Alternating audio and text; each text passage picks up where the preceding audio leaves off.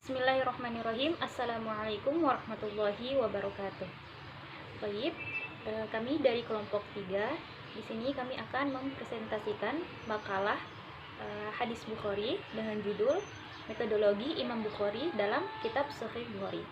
Untuk pemateri pertama, kita persilahkan kepada Ukhtina Nahdiah Fathiyah Zahra. Padanya akan bersama.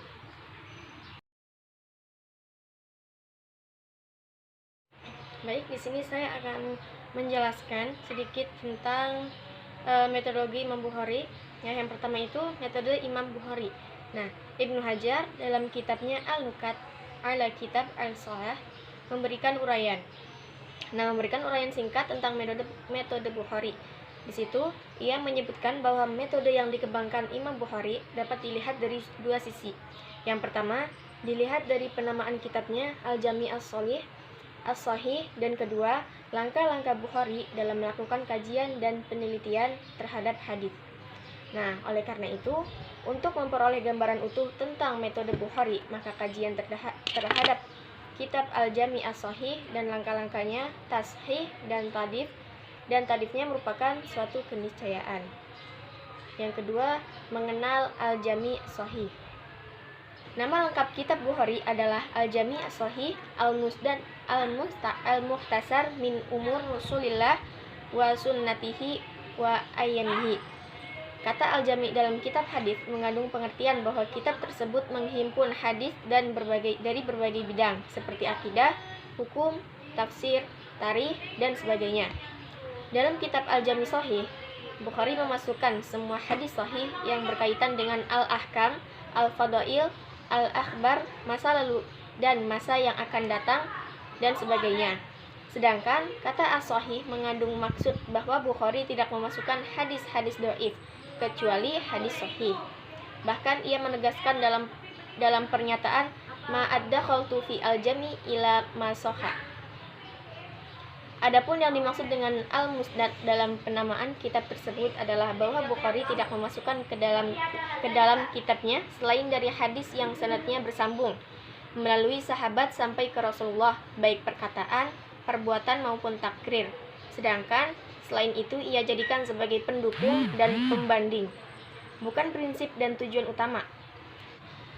Dengan demikian, menurut penilaian Bukhari, hadis-hadis yang terdapat pada Al-Jami' As-Sahih adalah muttasil kepada Nabi dan karenanya dapat dipertanggungjawabkan otensitasnya. Kitab ini mulai ditulis ketika Bukhari berada di Masjid Al-Haram Makkah dan berakhir ketika ia berada di Masjid Nabawi Madinah. Nah, proses penulisan kitab ini memakan waktu 16 tahun dan untuk setiap hadis yang beliau seleksi dalam memasukkan ke dalam kitab sahihnya, Imam Bukhari selalu mandi dan berwudu kemudian melakukan sholat nafilah dan beristikharah. Hal tersebut dilakukan sebagai tindakan kehati-hatian dan untuk memperoleh pertolongan Allah karena obsesi Bukhari terhadap kitabnya sebagai hujjah antara dirinya dengan Allah. Sebagaimana dikutip dalam Al-Jaj Al-Khatib, Bukhari mengatakan, "Ja'altuhu hujjatan baini wa bainallah."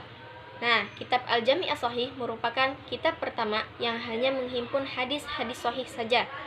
Di dalam kitab ini, menurut sebuah pendapat, terdapat 9.082 buah hadis disertai pengulangan yang terseleksi dari sekitar 600.000 hadis.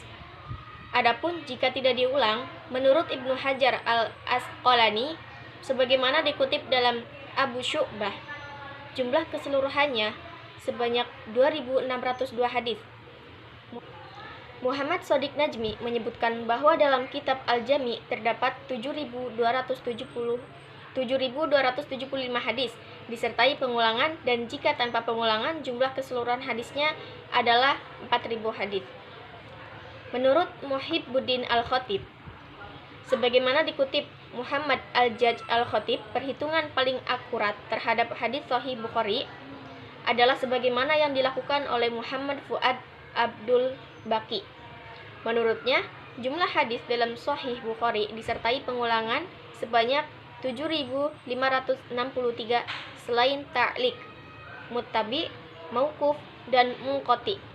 Sedangkan jika tanpa pengulangan, jumlah keseluruhan hadisnya sebanyak 2.607 hadis. Yang ketiga, sistematika penulisan kitab Al-Jami, Al-Musnad As-Shahih karya Imam Bukhari.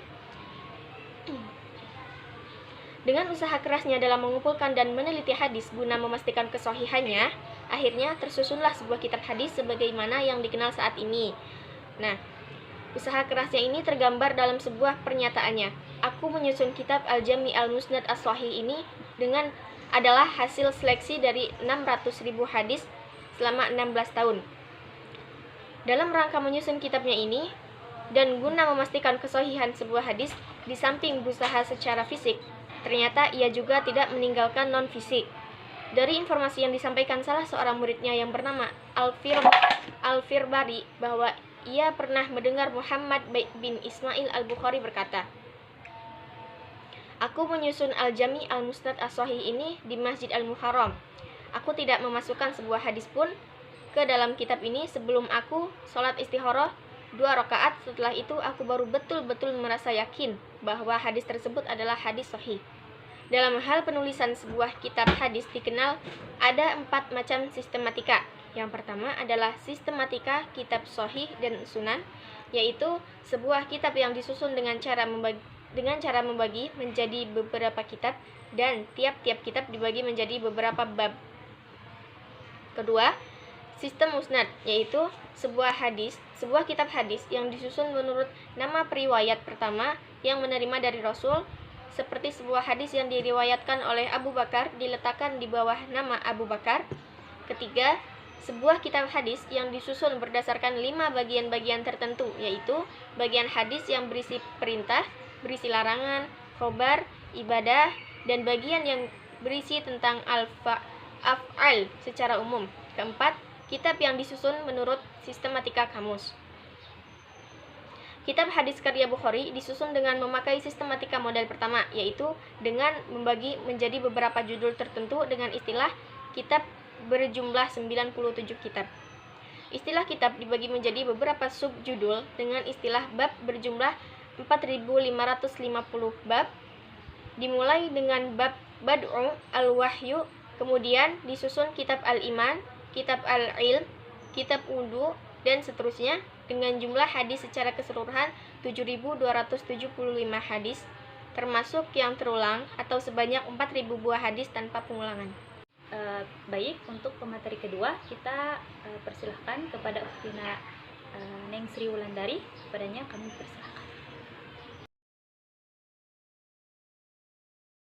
Saya akan menjelaskan tentang bagian D, metodologi tahsis dan dhaif menurut Imam Bukhari. Nah, di kalangan muhaditsin, marotib hadis berbeda-beda dilihat dari aspek kuat dan lemahnya sanad hadis. Nah, Mahmud Tahan misalnya membagi hadis dari segi kuat dan lemahnya sanad hadis kepada 2 bagian. Yang pertama itu hadis makbul dan hadis mardud. Dari keduanya dibagi kepada martab-martab hadis lain. Di samping itu, pembagian tersebut juga akan mempunyai implikasi terhadap kekuatan huzah hadisnya. Nah, di sini Imam Bukhari beliau juga adalah seorang muhaddis yang dikenal ketat dalam memasukkan hadisnya. Hal tersebut karena Imam Bukhari menetapkan hadis sahih dengan hadis tingkatan kriteria sanad yang tinggi. Beliau juga tidak begitu mudah menerima sebuah hadis tanpa melakukan cross-check penelitian mendalam terhadap sanad hadis itu. Nah, dalam melakukan penelitian terhadap hadis tersebut, selanjutnya Imam Bukhari menentukan kriterianya dalam kategorisasi hadis, baik sanad maupun matannya. Nah, selanjutnya kita ke bagian E, yaitu syarat-syarat kesahihan hadis menurut Imam Bukhari. Nah, dalam konteks ini, Bukhari menggariskan beberapa syarat yang tegas untuk hadis sahih. Nah, yang pertama, yaitu perawi harus adil, dabit, sikoh, tidak mudalis, yaitu tidak berdusta. Nah, yang kedua, sanadnya itu bersambung, mutasil, tidak mursal, muntaki, atau mudal. Nah, yang ketiga yaitu matan hadis tidak janggal dan tidak cacat. Tidak cacat pula ya. Nah, berkenangan dengan syarat istisal yang ditetapkan Bukhari. Baik, untuk pemateri ketiga kita lanjut dari materi yang Uti Mesih tadi sampaikan, yaitu langkah-langkah tasbih dan tad'if Bukhari. Pada dasarnya, Bukhari tidak mengajukan syarat-syarat tertentu yang dipakai untuk menetapkan kesahihan hadis secara jelas. Karena persyaratan tersebut diketahui melalui penilaian terhadap kitabnya. Menurut kesimpulan para ulama, dalam kitab sahihnya selalu berpegang pada tingkat kesahihan yang paling tinggi, kecuali bagi beberapa hadis yang diriwayatkan dari sahabat dan tabi'in. Para perawi itu berbeda-beda dalam menerima hadis dan dari para guru-gurunya. Ada yang kuat hafalannya dan ada pun yang lemah. Ada yang lama belajarnya dan ada pula yang hanya sebentar. Mereka juga berbeda sifat, adil dan kejujuran. Terus kemudian Bukharinya hanya berpegang pada perawi yang paling tinggi derajatnya. Sebagai contoh, murid Al-Zuhri dapat digolongkan menjadi 5 tingkatan. Yang pertama, masing-masing tingkat mempunyai keistimewaan lebih tinggi dan tingkatan sesudahnya. Tingkatan pertama adalah yang memiliki sifat adil, kuat hafalan, teliti, jujur, dan lama mengikuti Az-Zuhri. Seperti Imam Malik dan Sufyan bin Uwainah. Perawi inilah yang dipakai oleh Bukhari dalam kitab sahihnya. Sedangkan tingkat selain Bukhari tidak mengambilnya kecuali sedikit hadis dan dari tingkat kedua. Berdasarkan syarat hadis di atas, maka Bukhari hanya menerima riwayat hadis yang jelas kesikohan perawinya hingga sahabat yang masyhur serta mustatil sanadnya. Bukan munqati, karenanya jika seorang sahabat terdapat 2 perawi atau lebih, maka ia dinilai hasan. Tapi jika hanya terdapat 1 perawi namun sahih sanadnya, maka Bukhari tetap mengambilnya. Namun demikian, ketika status perawi itu tidak jelas syubhat, maka Bukhari yang telah meninggalkannya. Berbeda dengan Imam Muslim yang mengambilnya.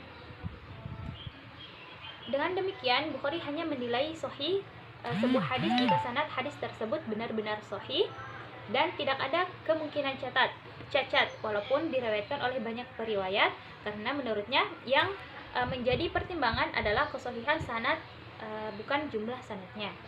Metodologi penyusunan kitab Sahih Bukhari Imam Bukhari menyusun kitab sahihnya dengan metodologi yang cermat. Kemudian ia dalam kitab sahihnya selalu berpegang teguh pada tingkatan kesahihan yang paling tinggi dan tidak turun pada tingkat tersebut kecuali dengan beberapa hadis yang bukan merupakan materi pokok dari sebuah bab, seperti hadis mutabi dan hadis syahid, dan hadis-hadis yang diriwayatkan dari sahabat dan tabi'in. Kemudian lanjut, yaitu metodologi dalam penyusunan kitab Sahih Bukhari. Adapun secara rinci metodologi yang digunakan dalam penyusunan kitabnya adalah sebagai berikut. Jadi metodologinya yang pertama itu dalam meriwayatkan hadis, beliau memilih sanad hadis yang diriwayatkan oleh perawi yang paling sempurna dan dari sanad-sanad yang ada. Hal itu dapat beliau ketahui dari pengalaman beliau menyusun kitab tarikh yang berisi biografi dan perjalanan para perawi. Kemudian yang kedua, dalam sahihnya beliau membagi topik pembahasan menjadi 90 bahasa dengan sekian subbahasa, menjadikan kitab Sahih Bukhari sebagai kitab yang jami', paling mencakup dari 6 kitab hadis yang ada. Kemudian yang ketiga, yaitu memiliki susunan dan penataan yang amat sempurna, dengan diawali dari kitab bahasa tentang Ba'du al-Wahyu, permulaan wahyu, yang mengisyaratkan bahwa agama ini muasalnya berasal dari wahyu. Kemudian disusun dengan kitab Al-Imam, kemudian Al-Ilmi, dan lalu Wudu.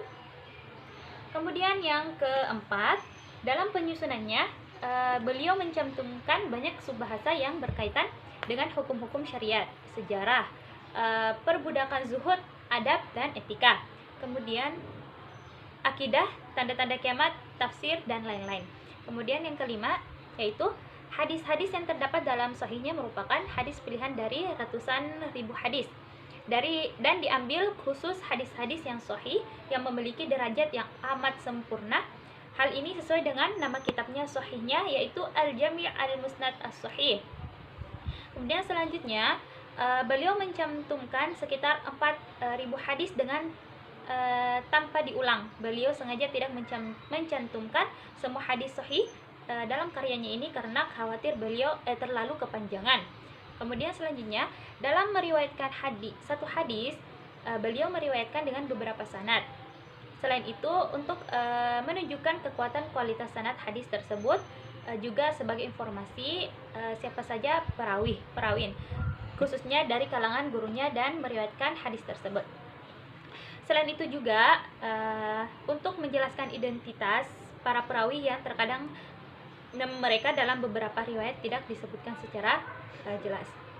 Kemudian yang selanjutnya, hadis-hadis yang beliau riwayatkan dengan beberapa sanad memiliki banyak manfaat. Di antaranya menunjukkan beberapa amatan yang terdapat dalam hadis tersebut. Perbedaan bisa terjadi pada pilihan kita, bisa juga berupa tambahan atau pengurangan kalimat. Selain itu, untuk menunjukkan perbedaan kondisi sanad yang dipengaruhi oleh sanad yang mustatil dan yang mursal.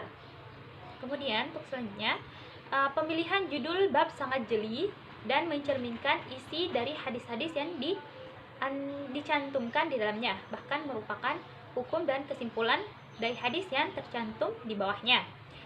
Hingga terdapat ungkapan di kalangan ulama hadis yang isinya merupakan pengakuan atas kejelian dan kecerdasan ini dengan istilah Fiqih Al-Bukhari fi Tarajumihi. Kemudian yang terakhir, hadis-hadis yang diriwayatkan secara mu'allaq ternyata telah beliau riwayatkan secara mustatil dalam bab ini. Dengan demikian hadis-hadis mu'allaq dalam Sahih Bukhari untuk masuk dalam kategori hadis sahih.